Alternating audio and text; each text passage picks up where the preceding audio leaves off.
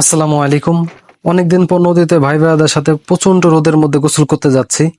অনেকদিন আগেই প্ল্যান ছিল যে গোসল করতে যাব আর সাথে কিছু আম নিয়ে যাব। এতদিন যাওয়া হয়নি ছোট ভাই ব্রাদার স্কুল কলেজ আরো বিভিন্ন ধরনের ব্যস্ততার কারণে, আর সেরকম পোলাপানও নাই। ঈদের সময়টাতে আমরা প্রায়ই যাই গোসল করতে। তখন ঈদের ছুটিতে ভাই ব্রাদার আসে, তখন গিয়ে গোসল করি। সে সময় আরো বেশি মজা হয় আর কি। যাই হোক, আম নিয়ে আসছি, এখন সবাই মিলে মজা করে খাওয়া দাওয়া করে তারপরে নদীতে গোসল করতে নামবো। প্রচন্ড রোদের মধ্যে আসছি, মোবাইলে তো আর ভালো করে বোঝা যাচ্ছে না কিরকম রোদ আর কিরকম গরম পড়ছে। আজকে হচ্ছে 10 তারিখ, মানে আমরা 10 তারিখে ভিডিওটা করছি, আর আপনারা যে ভয়েস শুনতে পাচ্ছেন এটা হচ্ছে 12 তারিখে করা। 10 আর 11 তারিখে প্রচন্ড গরম পড়েছে, আপনারা জানেন।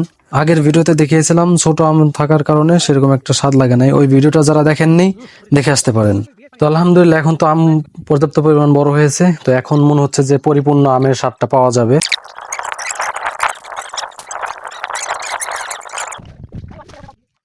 আর শুরুতে সবাই এমন উল্টাপাল্টা ভাবে খাচ্ছিল, মনে হচ্ছিল যে এখনই ফুরাই গেল। একজনের তো গলায় আটকে গেছে, আর একজন শুরুতে তাড়াহুড়া করে যে খাচ্ছিল সে তো খাওয়াই বন্ধ করে দিছে। আসলে এগুলা পেট ভরে খাওয়ার জিনিস না। আচ্ছা দে দে দে লাস্টটাকে গুণ করে দাও। ওকে দাঁড়া আউট করে দাও, দিস এটা উল্টা নি দাঁড়া।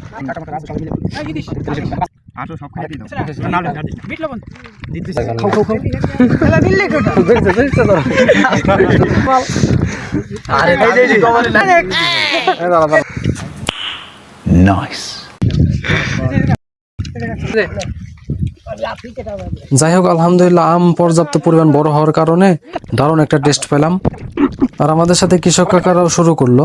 প্রথমে খেতে চাচ্ছিল না, সহজ সরল মানুষ, তো আমরা রিকোয়েস্ট করার পরে খাচ্ছিল।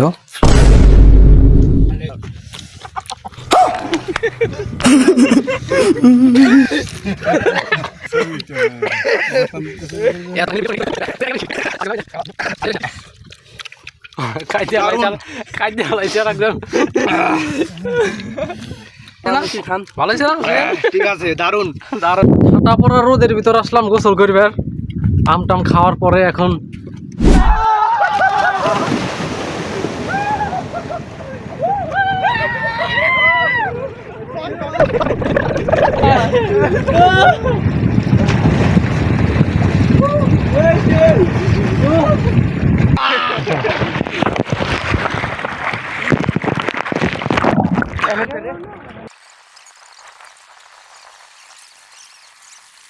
আর আপনারা ভিডিও দেখেন, লাইক কমেন্ট শেয়ার এগুলা করবে কে শুনি। তাড়াতাড়ি কিপটামি না করে যা পারেন করেন, এদিক দিয়ে আমরা গোসল শেষ করি। সবাই ভালো থাকবেন। আসসালামু আলাইকুম।